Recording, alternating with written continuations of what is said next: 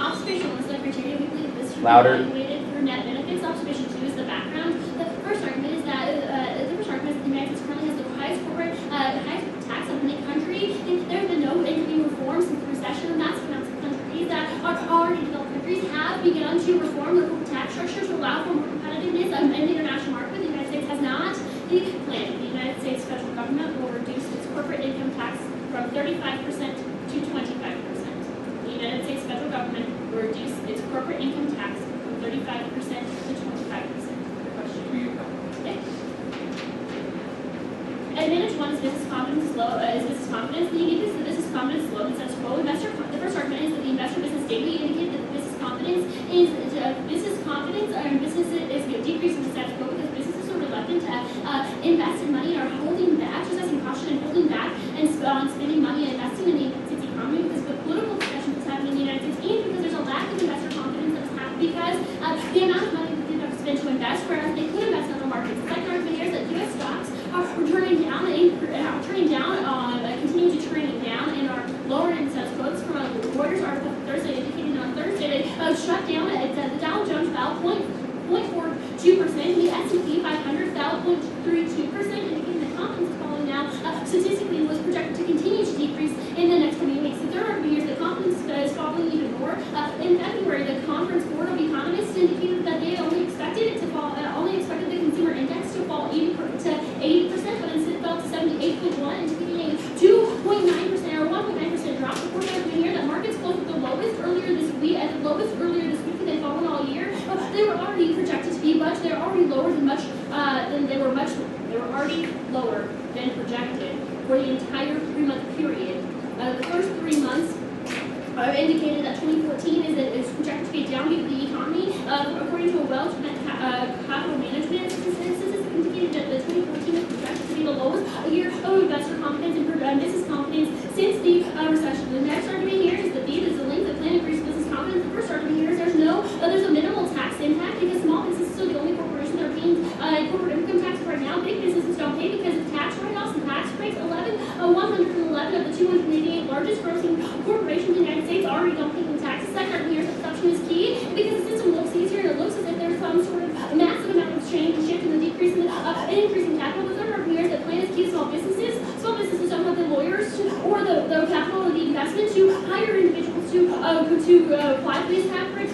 These small businesses are the ones that are uniquely hurt by the 35%. The fourth argument here is that this would increase job creation because job creation and John Fisher from the George Mason School of Economy indicated that there has been a decrease in the United States employment since the 2000s when massive amounts of reform are starting to happen in the corporate income tax structure. Approximately 2.9 million United States jobs have shifted overseas because of overseas investment. This doesn't even include industry and manufacturing. The fifth argument is that the levels of the plan is also the levels of the international playing field.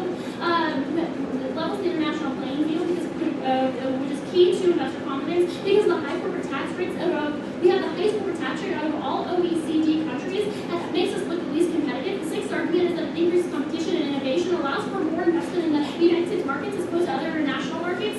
C is the internal links. Is that business confidence failure pertaining to the United States economy? The one that is business confidence is key to the United States economy because it's the main driver of unemployment and the main driver for prices. If prices decrease, that would kill the United States economy. The second argument here is this is key to investor confidence because if prices, profits, and unemployment would be determined in worlds in which there's no more and continual investment. The third argument here is this is key to consumer confidence. The higher prices and unemployment is a bad sign to consumers so they wish to save their money as well as investors will only want to save their money because they're unsure of the political climate. The fourth argument is that economic costs are always being unique to the United States, particularly for the economic collapse in a world where there's a stalled growth or no growth over the next year would cause economic collapse. That's pretty bad. Or the victories because that would cause a global economic collapse and ruin the United States economy is tied to other global economies, especially in the 2008 recession, which indicated that there has been a massive amount of intertwined economies that are intertwined. The United States economy went down, the rest of the year, or the rest of the global economy went down. Next to the impact. The first argument here is that global economic downturn would risk resources. The first argument here is that food security crises can happen. Individuals is proving when 2009 and 2010 that China and Russia began to food securitize and force individuals and food securitize that would lead to that would happen again in this physical economic decrease situation. The second argument here is this would increase the amount of land grabbing, particularly in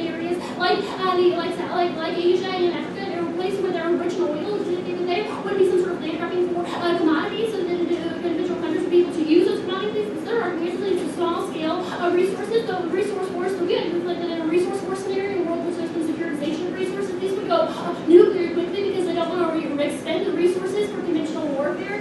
So they would just use the easiest route, which would be to use the use nuclear weaponry that would break nuclear attack across extinction because it would block out photosynthesis to the sun. It would literally decrease the amount of oxygen in the world. For the second scenario here is to create cyclical poverty because individuals wouldn't be able to afford food, which is always uniquely dehumanizing because uniquely dehumanizing because starving that is literally like having your stomach your body eat itself from the inside out, which is pretty bad. It's also probably the most important round because this is something that would happen now, but additionally because this is probably pretty dramatic. Next to advantage 2, which is state power.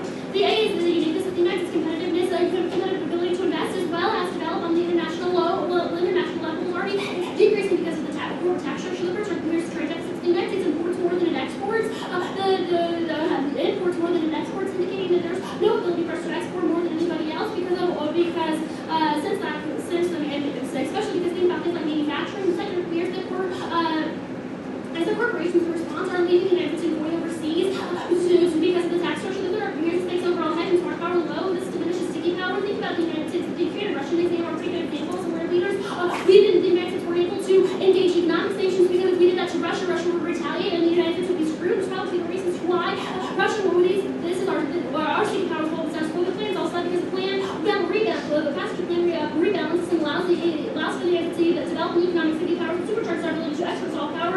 Essential second because it allows us to have benevolent measures key to food aid. We articulate that food aid in the United States is particularly critical because of massive amount of areas in South Africa and in other areas that you rely on this food aid, which is critical to stopping dehumanization as well. I'll be 2 off and then case in order. No, neither of them are 2. Sorry, I'm just going on to meet desks. There we go. Gotcha.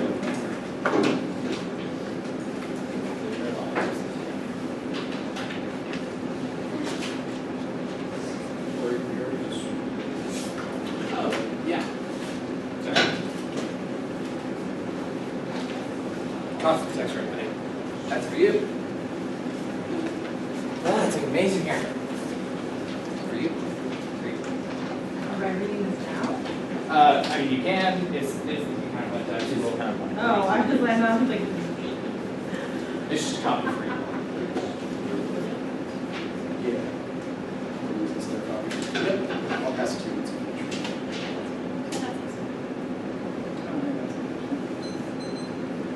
Anyone not ready?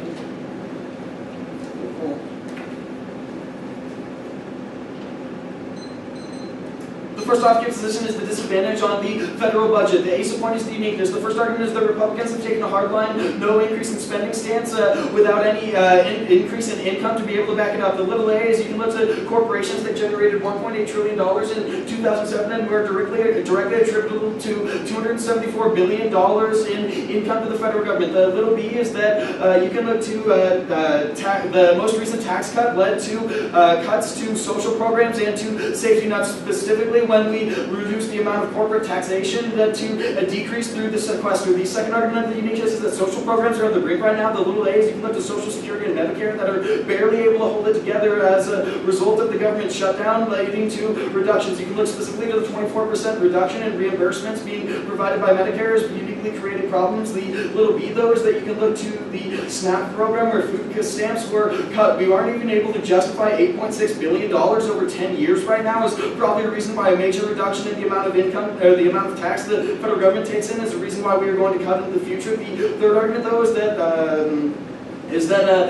the most accessible place that we can make cuts is going to be, after we make cuts to social services, is going to be to the military because it's the largest center of discretionary spending in the United States budget. The little a is that you can look to the first thing that is going to be cut in this is going to be veteran affairs and services to veterans. And the little b is that we barely have enough PTSD resources to be able to treat individuals who get PTSD from combat for the United States right now. The b sub one is the link. The first argument is that Republicans are going to force cuts in the budget reauthorization / debt ceiling extensions that are going to be coming into the future. They've been doing this over the past year, and we know that this is their preferred strategy. The little a is that the companies were responsible for $274 billion in income in 2013, and my opponents dramatically reduced this amount by about, 40%. 40% of the amount of money that we take in. And the little b is that if we can't even get food stamps approved at only $8.6 billion, this dramatically overshadows the amount of money that we're taking in right now. The C support of the internal links, the first argument is that cuts to social programs are going to put people at risk. The little a's you can look to further cuts to SNAP and to food stamp programs are dramatically going to put people out of the ability to be able to provide food for themselves, because at the point at which we cut that and this is their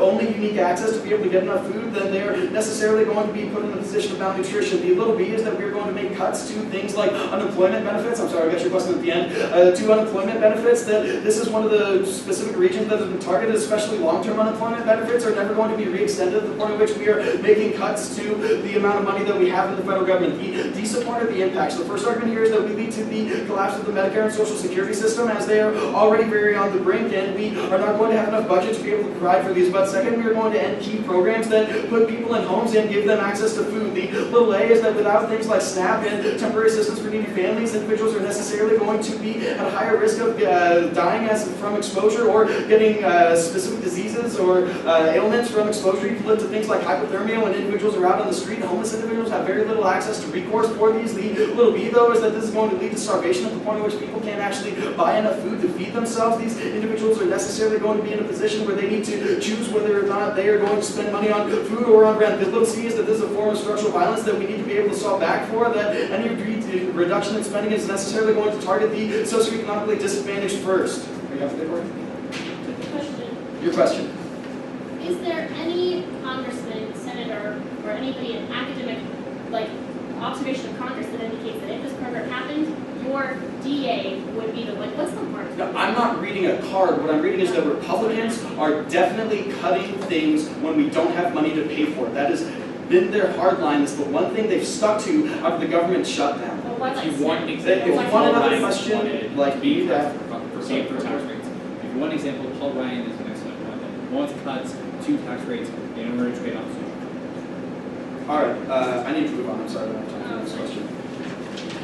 The counterplan text. The United States federal government will provide targeted tax credits equivalent to a 10% rate reduction for carbon-neutral corporations. The United States federal government will provide targeted tax credits equivalent to a 10% tax rate reduction for carbon-neutral corporations. The first argument here is the competition. The first argument is that this is going to compete through the net benefit, but second, this is mutually exclusive. You can't give a reduction to all of Corey. What's our status? It's conditional. Conditional. The second argument is that you can't give the reduction to some companies that are carbon neutral and also to all companies. It means that these two are mutually exclusive. But the third argument is also that the permutation would necessarily be severance from the government's original position, because they would only be giving this to specific companies. The next argument is going to be the solvency. The first argument under the solvency is that currently there are companies who are proving that we have the ability to do this. You can look specifically to companies like Nike, PG&E, Dell, Walmart, who has come very near to this right now, REI, and Yahoo, who are major corporations in the United States who have been able to achieve carbon neutrality, is just proof that this is going to be possible for companies into the future. But next is the net benefit. The first argument under the net benefit is that of warming. The little a is the uniqueness. The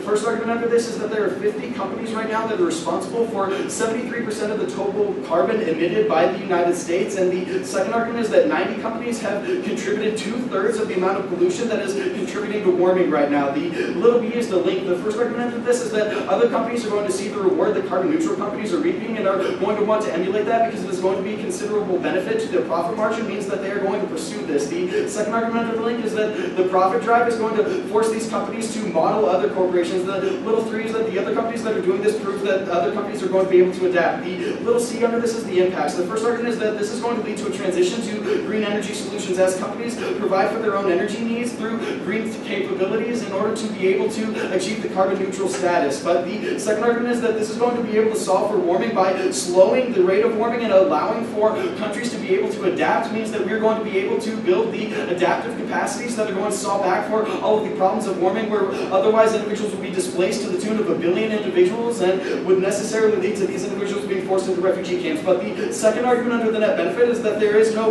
link to disadvantage, because it's slow and gradual and allows time for the federal government to be able to adapt.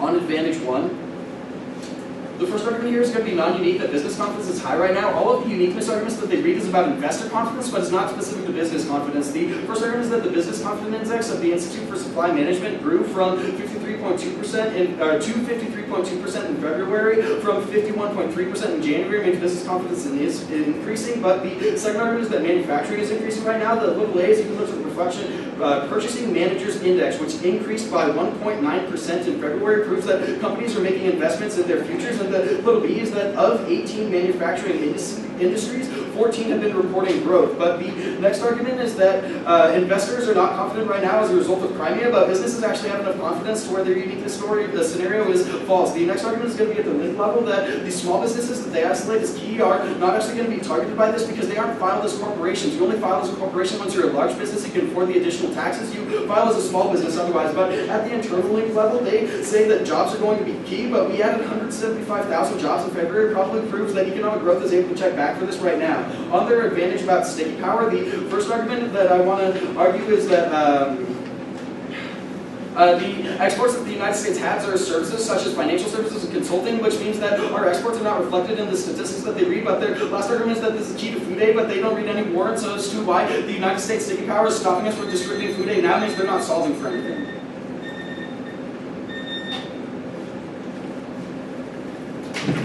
Alright, let's do this again. So motion to set traffic light identification. One second.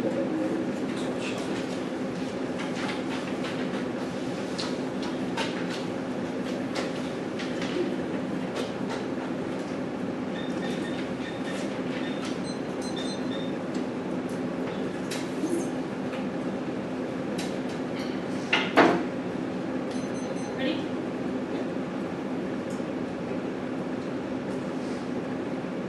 The first argument I make with politics is that you don't isolate which Republicans are going to backlash against the plan. It's laughable to me that you're going to come up here and say Republicans are going to backlash, but you literally don't isolate anyone except for Paul Ryan. We're always going to be isolating Paul Ryan does not have the capability to rally any kind of Republicans to get any kind of backlash. The next argument I want is that backlash will occur on the Senate's Ukraine loan package and Senate politics is that Republicans are more mad about other things going on in the status quo than they will be in the plan. There are multiple things going on, not only the Ukraine loan package, but also Obama's extension of unemployment for 5 months, and also the fact that right now his exports are increasing the minimum wage for individuals. There are multiple pieces of legislation that are going to be backlash against besides the plan. The next argument we need is that Republicans are never going to prioritize the affirmative. The individual set from Cato Institute says that they're going to be more concerned about all of the other issues, especially raising the minimum age, and these things are always going to come first. There's never going to be any kind of backlash against the plan. The next argument we need is that there's going to be no immediate backlash because Republicans have till March 24th before they get back into before they resume, which means they have plenty of time to talk about the plan. You say Republicans are really mad about and have a hard-line stance against spending, probably means they're going to be backlash against other things like the Ukraine bill or CIR, which are offsetting costs and literally stealing the military spending. There's no propensity for this to happen.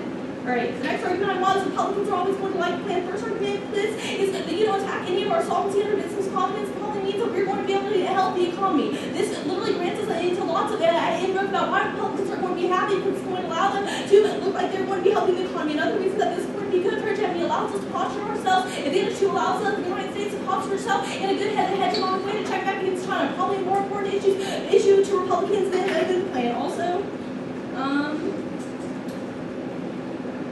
yeah.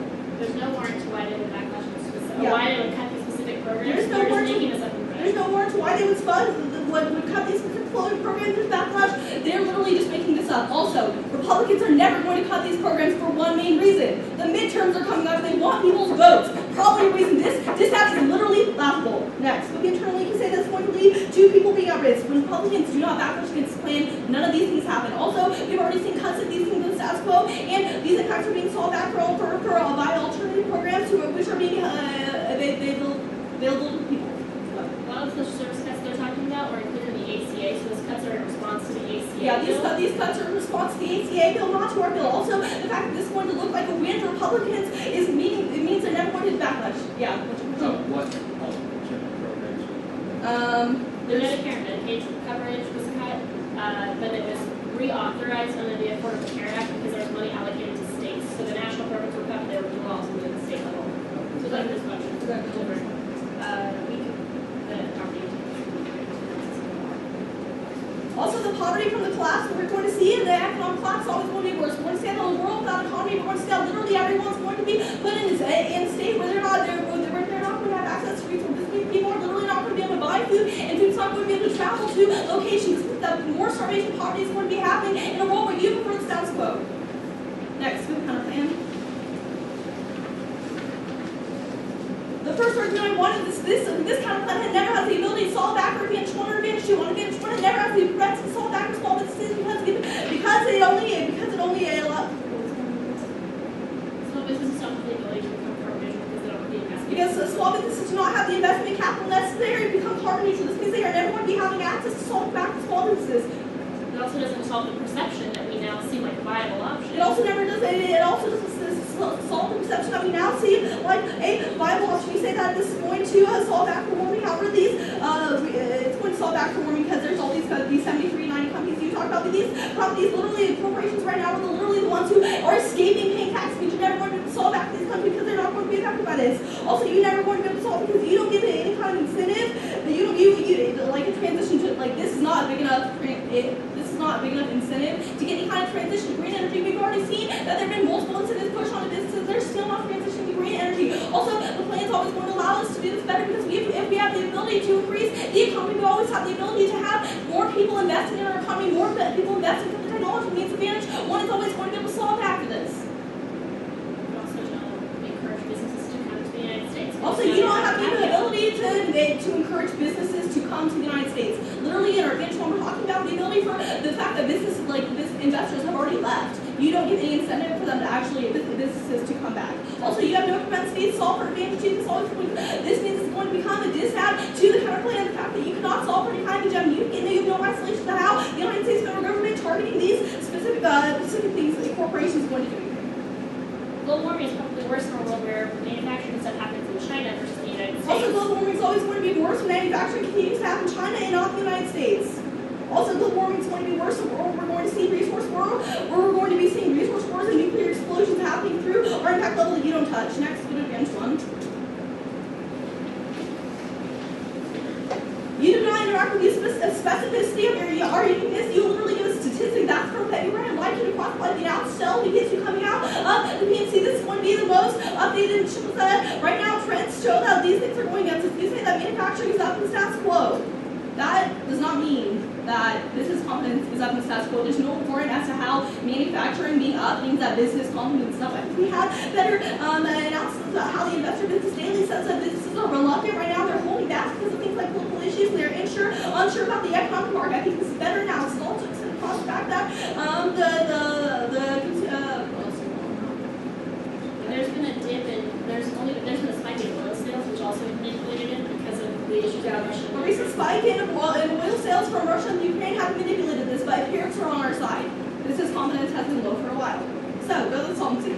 This literally doesn't go touch. It's going to cross the fact that we have the ability to solve this because we have a minimum tax impact. This is also going to be a takeout to your earlier politics. This having the fact that this has little impact on the amount of tax. It means that you're never going to have a link to that. This and also extend across the fact that this is perception is going to be key to investors and pulling those investors back into the United States. We are also extended across this is going to be key to small businesses because they are now going to have the capital to hire individuals. This is going to lead to more forms of job creation. Meaning we have guaranteed solvency with this. Literally, you do not touch this. Extend across the fact that the United States is going to keep with the economy. You literally can see the impact level. Meaning we're always going to be outweighing a magnitude of time frame and probability on this one. Now let's go to advantage two.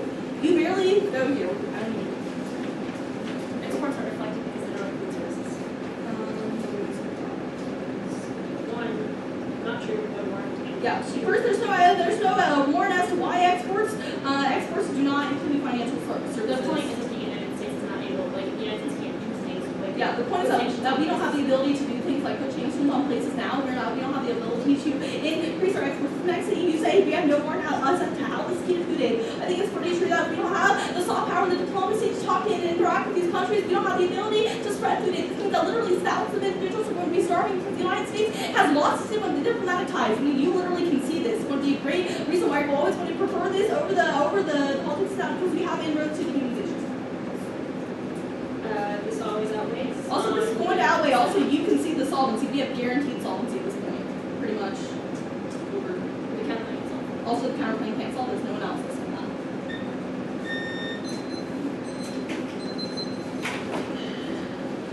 there's the budget, advantage 1, advantage 2, add budget.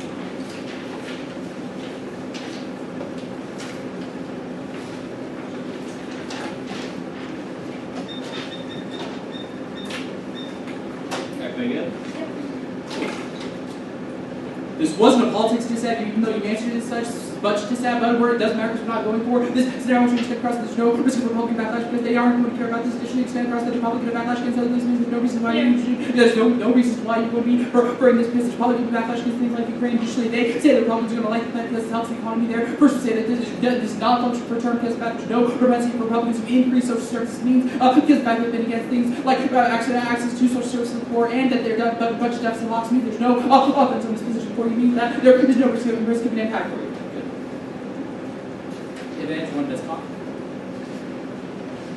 You blow through and extend across all of your uniqueness, but you do not engage with the specific analysis that Jacob is giving you on the uniqueness level and about how you are not going to get any access to Solvency 4. This advantage, once you extend across your specific analysis, that first, all of your warrants are about investor confidence, not business confidence. You talk about stocks and the S&P, but you don't talk about the actual manufacturing, which is what is actual indicators of business confidence. Your argument here is that your argumentation about business confidence, you do not give uniqueness arguments for this. I want you to listen to Jacob's specific analysis about how the business confidence increase in the scale first, first because the business confidence index grew to 52.3% by 1.9% from January. And SMEs that confidence increased in the status quo. Additionally, you can look to specific indicators like the production managers index, which actually shows that the businesses are producing things. Our argument is that when business confidence increases, when businesses are actually producing things. Specifically, the Purchasing Managers Index shows whether companies are investing in their software. Yes. Additionally, the Production Managers Index is an indicator of how businesses are actually investing in the things that they're doing in the United States. And it means that if business confidence is increasing now, means this is also a better indicator. Also looks at the fact that of 18 in manufacturing industries, 14 showed growth, indicating that business confidence is high in status quo. You cannot get any of your argumentation about political indicators when businesses are actually producing things. That's means we have a better uniqueness question on this. Also, you should be preferring our leading indicators over their lagging indicators. Our argument here is that the leading indicators are the things that they actually produce, are the things that you should be evaluating and actually show this is confidence. All of your arguments, so look way back in the past means you aren't getting any uniqueness on this scenario. You also straight concede the line in Jacob's second solvency argument that small businesses, which is what you are talking about, which are the impact of this scenario, are not the ones that are being impacted by your plan. Corporations are the large corporations, the ones that do not get the benefit of the reduction in the tax rate because they are categorized differently. It means that you do not get any access to solvency, you do not allow the PMR to get any new analysis on this question. A tax filing for a corporation means that you pay twice the amount of tax. So these are already businesses that are stable. The small businesses they're talking about are not in this filing. Additionally, to the fact that the categorization for corporations versus small businesses, or when you file for a corporation, is double the amount of taxes. Means that you are already a stable corporation. Means that there is no warrant for why you're going to be able to access solvency for this advantage. Additionally, we argue the counterplan probably resolves this issue because of that we are providing the exact same. We are providing the switch over to carbon neutral corporations, which first probably have a higher profit margin and allow for increased business confidence. Additionally, second, are probably more stable in the future because of the fact that they don't have to worry about things like environmental degradation and harms and lawsuits as a result of that. Means that we probably resolve for the entirety of Advantage 1 means that this is entirely resolved. Advantage 2. Go back. Hold up. Advantage 1 defense. Sorry. They're going hard for jobs, but jobs are growing right now. They have no uniqueness. Yeah, right. Also, the straight see the internal link defense that says jobs are increasing in the status quo. The economy grew by 175,000 jobs. Necessarily means that we're not getting access to any of your poverty or economic collapse arguments, and there's no time frame for this advantage. Means that the counterplan probably resolves any offense on this position. Go to advantage 2. They only say no warrant. They don't actually engage with Jacob's specific analysis that says that the exports that you talk about only talk about the exported goods, not the services that are a major driver of our economy, such as financial services. It means that we still have the economic independence in order to be able to do things like sanctions. It means there's no reason why you're going to get access to this. But additionally, you look at the fact that there's just no warrant on. There's no impact to this scenario. The last thing that they say at the PMC is that food aid, that we lose food aid, not least to dehumanization. They can see Jacob's analysis. There's no reasons why we're going to be cutting food aid without this flight, that's a result of sticking power. No reason means you don't get a warrant for this scenario, and you don't get impact. Addition said the impacts are probably having a very long time frame, and you don't provide an actual escalation scenario. It means there's no reasons why you're going to now referring this. Additionally, you should probably the counterplan probably resolves 100% of this because of that it shows that the United States is more environmentally minded, and it actually brings us up to date with the rest of the international community. We look to entire continents like the European Union that are taking a more environmental stance. Means that the United States probably needs to grow and gain up on these issues. Means that only capital results the advantage to. We're specifically their analysis that we need sticking power to be able to distribute food aid, but the United States has no problem distributing food aid right now. The U.S. is distributing food aid now. There's no reason why sticky power is counter. You make a bunch of arguments, but none of them actually really apply to what we're talking about. The first capitalism resolving the entirety of the case debate look to, and the analysis we're making on the advantages, both that this is going to allow for a switch for corporations to be more environmentally sound, means that this is going to increase business confidence overall, and the fact that we are actually giving targeted capital for the transition means that we resolve this issue. If you look to the capital tax, we'll tell you we're giving targeted tax credits, means that we give the necessary capital influx in order to be able to allow for the transition, means that your arguments here do not apply. You say the capital plan doesn't solve for advantage 1 or advantage 2, you look to the analysis on the case rate, will tell you that the capital plan solves for 100% of the issue. They say that small businesses can't make the transition because they don't have the capital. That there can be tax credits equivalent to 10% of the taxes that they're paying, means that they have the capital necessary to do this, and that means they become more profitable into the future. I'll get to the bottom of the time, means that they don't get access to. Sure. Okay. Taxes are paid on income that you make after you make that income. How does that give them capital to invest over the next year? No, the plan text says the account text says tax credits. It means that target tax credits means that it's actually giving them money to do this. It's equivalent to the 10% upfront. Yes, after move on. Next, they make the small businesses can switch the specific tax credits argument. Result decision needs to be solved for 100% of the small businesses arguments. They make the argument that the corporations aren't going to be doing this because the fact that it's the ones that are escaping means that they won't do this. Our argument here is that corporations that do switch to being carbon neutral are more profitable in the future. Means that they will be an incentive to do this. They just need the incentive up front in order to be able to make the change. Needs to be solved for 100%. They say there will be no transition because there's not enough incentive. We give you the incentive structure both because the profits and because the upfront capital needs to be able to solve the transition argument. Or they make the argument that the plan solves better because of the fact that the economy makes more investment. First, we say that there's no reasons why the economy is going to invest in carbon neutral. But in the status quo, we say that only the upfront capital is necessary in order to be able to resolve this issue. It means that only the capital that resolves this question. Additionally, the next argument you make here is that businesses aren't, we don't solve for businesses coming to the U.S. Our argument here is that businesses are going to other countries because of that they're more ecologically minded and more taking more long-term approach. Our argument here is that the countries look to be more sustainable into the future. It means that corporations probably come back to the United States if we actually take a long-term stance on our issues. It probably also resolves any of your political indicators questions. It means that the government solves 100% of this question. You say we don't solve for hegemony. First, we probably solve for a more long-term form of hegemony. It means there's no reason why we might this disadvantage the counter plan. Only the counter plan solves for 100% of the case, and the total net benefit that you completely concede. You group the last two arguments that they are making that basically the case outweighs. First, when the case when the counter plan resolves 100% of the case, probably is the reason why you're going to be evaluating this petition. Second, our counter net benefit completely outweighs any of this question. We are able to solve the case, and the result of the return for any risk of global warming means that only after now, provided the transition is going to allow for to solve the carbon neutral economy and resolve the global warming. There will be an overview at the top. And then I'll go counter plan, advantage 1, advantage 2.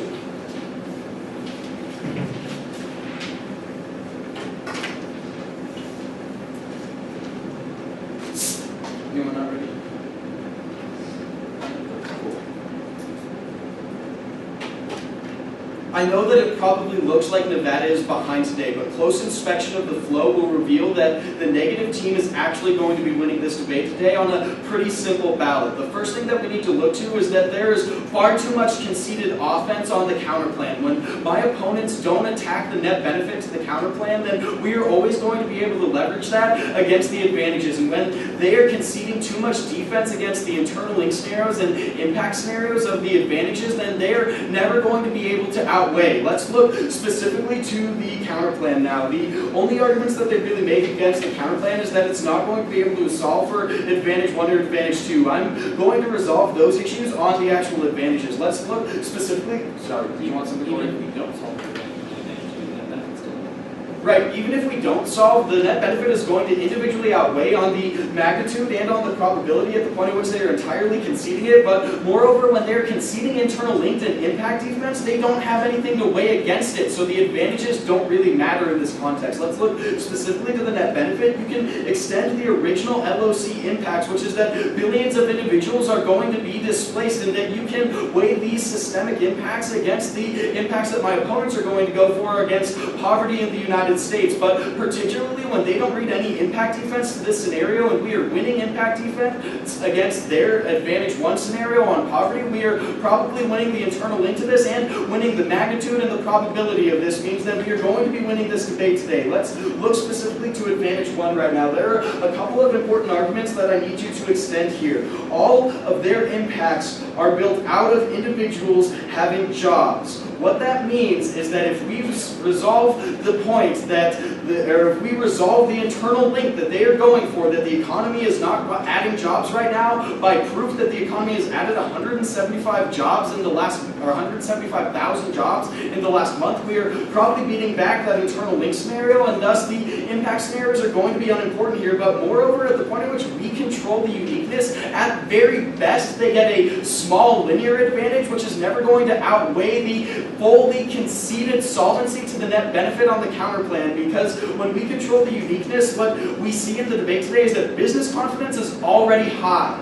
This small change probably doesn't do a whole lot when all of their indicators that they talk about are investor confidence, not business confidence. It means that you are not going to be voting on advantage one. They are going to try to leverage their impacts as more terminalized, but at the point at which they are getting linear at best, you're never going to be voting here on advantage two.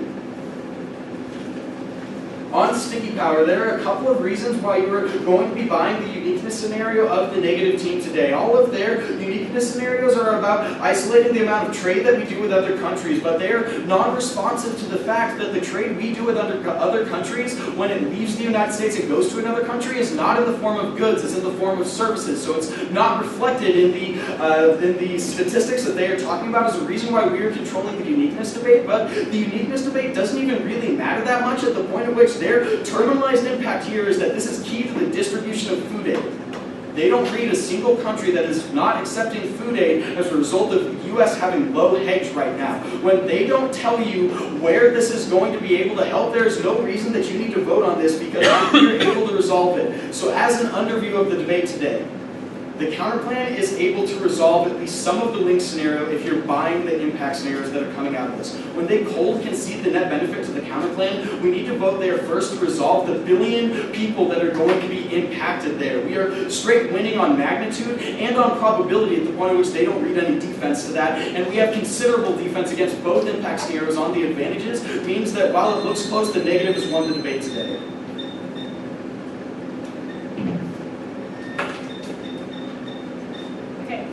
Overview on top. I want to see the counterplay with the More time. overview on top. I wanted to the counterplay with And then what? an underview. Oh, an underview, okay. I don't know if that's a thing, I just made it up, but it's a thing. It is now. Sorry, can you do it? Yeah. We got distracted. Overview. Add one, add two, counterplan, underview. I did that underwear. Underview. Alright, we're starting. Ready? There's a couple reasons why we mentioned it. The first is on the offense from the they will continue. We actually there's two turns on the negative that indicate the global risk probably worse in countries in places where there's corporate flight to China. If they don't answer this, it's probably pretty problematic for them, which indicates there's only going to be an increase in global warming without the affirmative. But the second argument, or the second office the warning it's not responded to, and the thing is the resource force scenario, which indicates there will be massive amounts of resource force, which will only increase the amount of global warming. The second reason for warning is the capital install, which was advocate for the block, indicates that we need to go for it, indicates consumption. It's advanced off 100% advantage, or advantage, to be able to win that, and they're simply not going to be able to win this. So you can't vote, you have to go on the counterplan or the act. There's no other option. Third argument here is the war advantage, more advantage too, because they're massively understanding the link levels and the specificity of our arguments. More again, why advantage, more advantage too, would always be able to solve the counterplan. Can't solve three of them. Advantage, more advantage too.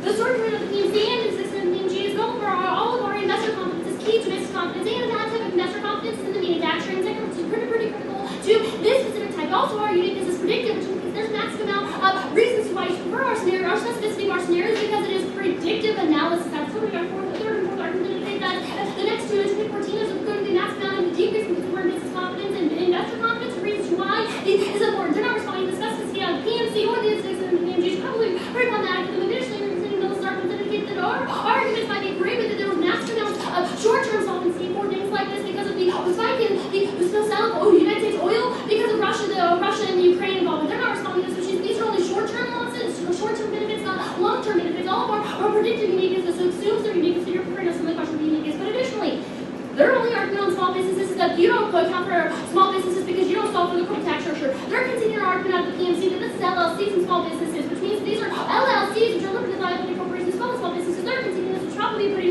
big problem for them. Initially, you're continuing your argument that Melissa extends gone to the counterclaim clause in 111 of 288 businesses are already not paying taxes. These would be large corporations that you're not going to be able to solve for.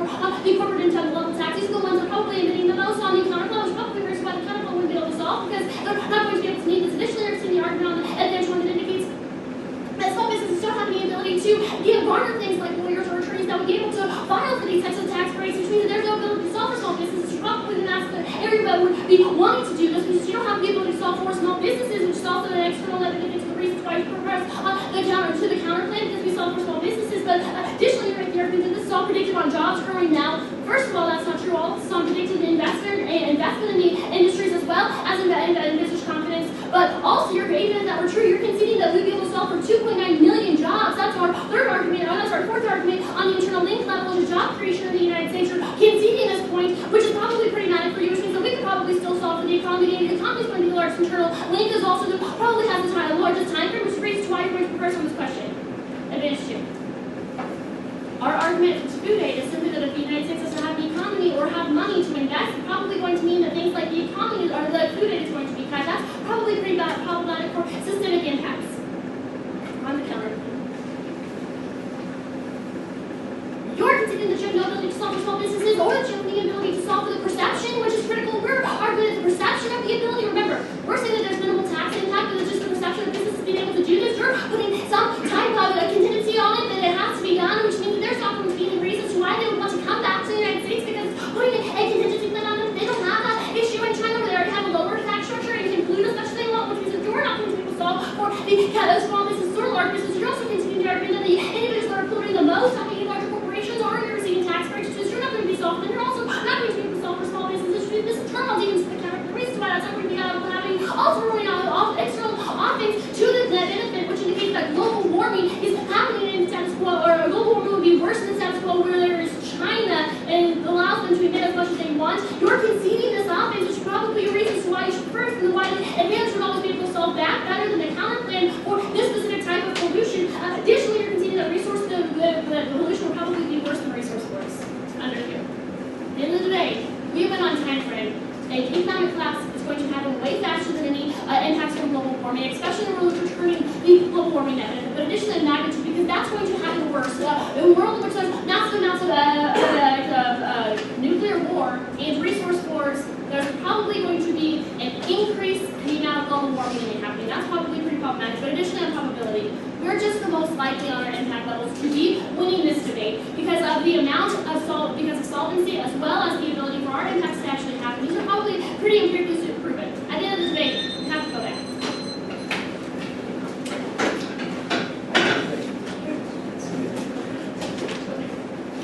Go ahead.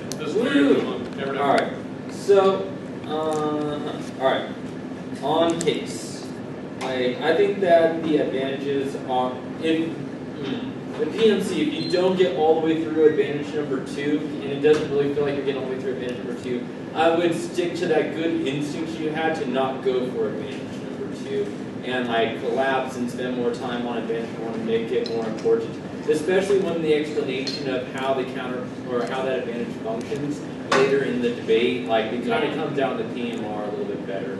And at that point, I think that minute and 5, minute and 15, whatever was left on the clock, could have potentially been spent in other places to solidify the round in a little bit easier way. As it stands, like sticky power is a really cool notion and all, but like I don't feel like we get the in-depth discussion of sticky definitely. power and cultural relationships and like the things that sticky power really does that make it exciting to have a sweet sticky power debate.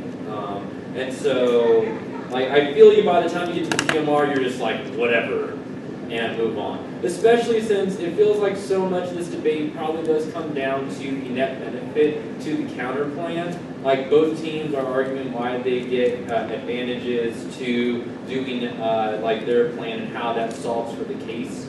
It kind of feels like if the NIC can prove that the counter plan can solve better than the Aff, and they kick out of the net benefit, they could potentially solve that one. And like that's very Kevin Calderwood of me, I know, so that's a shout out to you teaching me that, Kevin, if you ever watch this.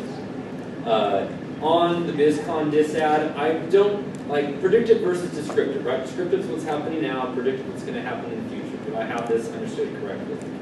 All right. Everything in the PMC is in the past tense for all of your descriptions. So I don't know how you are predictive when you are just describing things that are happening. And I think the framing of the messages in the round, it could just be a little bit different. Obviously, I don't go on this, but I think it's something that, like, recognizing which arguments you're actually making versus the arguments that, like, would have been good at that time. So can I ask a question on that? Yeah.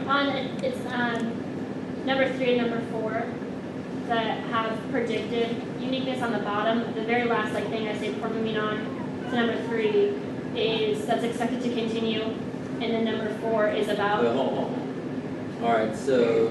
Like, did you? Okay, there we go. Well, I would prefer to isolate those particular scenarios because you're extending the entirety. Okay. And your 1 and 2 are very this is what's happening now. Yeah. Investment business, daily set business confidence is down. Yeah. Like that's the very first thing that you say out of your mouth. And so isolating the specific instance where you are predictive instead of descriptive would just make it easier for me. So if I were to say the words in the future, this is what's going to happen. No, Tagging you it in can a continue to PNC. use descriptive or predictive if you isolate where you're being predictive from. You want to say So- the third argument is predictive. Okay, Yes. I Arguments that's 1 and all 2 are highly descriptive. I had to. I'm sorry. You had. Yeah, I had no, I translator over definitely here. is way better at I did explaining too. things than I am right now, and maybe in 20 years of You experience. explained it fine.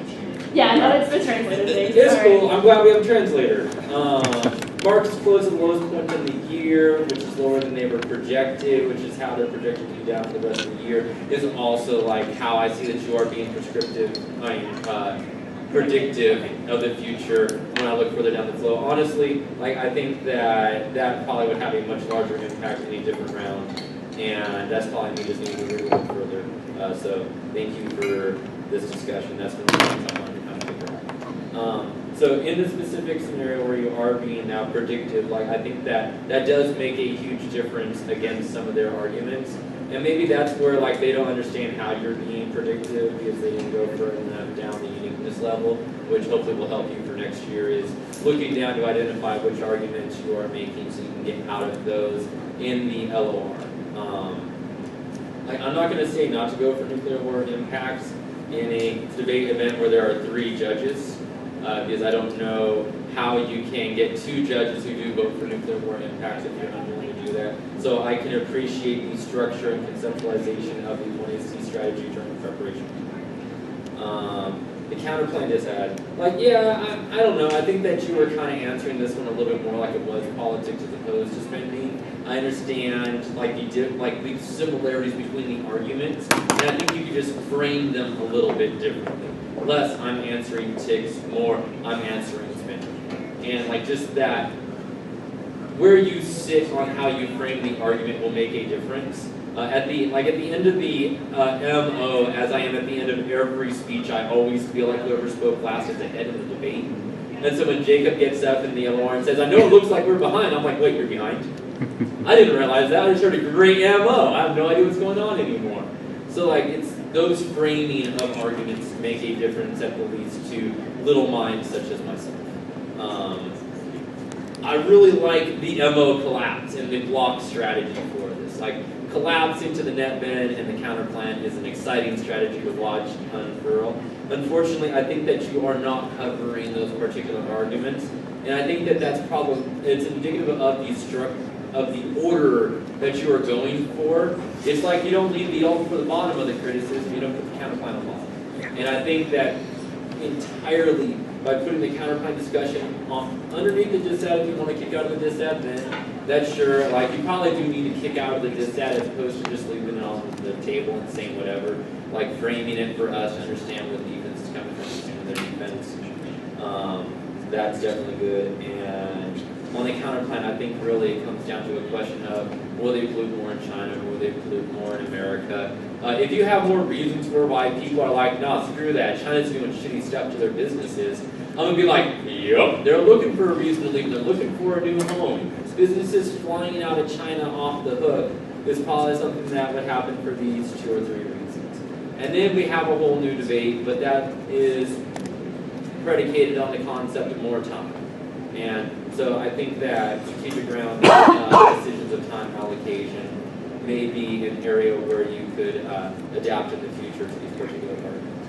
But as a result of these, I do feel that the affirmative team has won the round. I love all 4 of you so much. Like, I don't think I've been able to watch you as much as you're Shelby.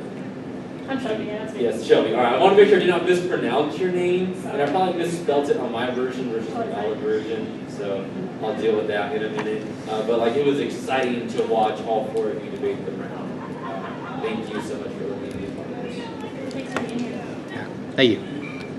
My RFP is, I guess, somewhat different. I actually feel somewhat guilty voting for the affirmative. I actually give them a low point. Like, when you guys really barely scoot by, the reason why you scoot by is because I'm not going to do the work for the opposition team. There's a cold, hard, conceded turn about global warming's worse what happens to the PRC than the U.S. That's what I end up voting on. I think you wax them like so hard on this first advantage. Like, your investor confidence is not business confidence. I think you're behind on the stats. I think you're behind on like manufacturing analysis. I don't think you're responding to some really key arguments about small businesses and like the breakdown. I think you have an argument that would solve back for the global warming turn. There's like 2 of them, which is the counterpoint solves for CO2. You talk about increase in higher profits. It's more stable global warming environment, which means that when I come to the U.S. and the idea of lawsuits, but you're not extending that where it needs to be, so it looks like it's cold, hard, conceded. Also on the second advantage, like I think that this is one, like negligent, there's really no impact scenario. Like, why the hell would we ever just stop giving food aid in this quo? You don't isolate an escalation scenario. You don't isolate really an impact to this. Like, there's really no reason to vote on that. But I end up voting on the turn. I also, on the counterpoint text, the not solving for perception is not a reason to come back. Oh, that's those 2 arguments. It's the not solving for the perception would mean that people would want to come back, right? So this means that the plan itself creates a perception that more corporations want to come back to the U.S. That's probably better for global warming, which means they're going to solve back your net benefit better than they are. So I think that's a pretty key argument. I also think you have another one that corps are not going to the U.S. because of CO2. You talk about like why the European Union's happening, right? And like, it's not being extended though. You're not cross-applying it where it needs to be. So when I actually do get to the net benefit page, it's just cold, hard, conceded, and they go for it, and I just pull the trigger on that. I feel bad doing it. Like, in all honesty, I think you're behind on all of case and the dissat, even though they picked it. But you're winning this turn. Even though it's not well warranted, I don't think you're disputing the right arguments, and I don't think you're cross-applying. But overall, I think this is a great round. Yeah. Any other questions? No? Sweet. Thank you all.